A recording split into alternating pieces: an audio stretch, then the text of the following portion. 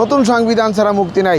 যদি না জয়যুক্ত হয় তখন মানুষ বলবে যে না, নতুন সংবিধান কত গুরুত্বপূর্ণ। এই জন্য আমি চাই যে নতুন সংবিধান আসুক।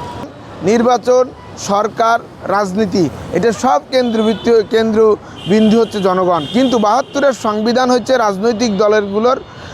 রাজনৈতিক দল এবং দিল্লির প্রেসক্রিপশনে রচিত সংবিধান।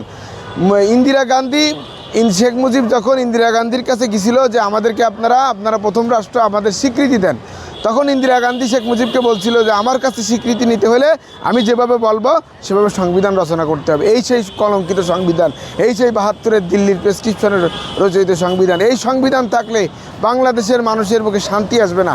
সেই অশান্তি হাসিনার আমলেও থাকবে, ডক্টর ইউনূসের আমলেও ছিল, এই যে আগামী সরকার তাদের আসবে। এই জন্য নতুন সংবিধান ছাড়া মুক্তি নাই। যদি না জয়যুক্ত হয় তখন মানুষ বলবে যে না, নতুন সংবিধান কত গুরুত্বপূর্ণ। এই জন্য আমি চাই যে নতুন সংবিধান আসুক।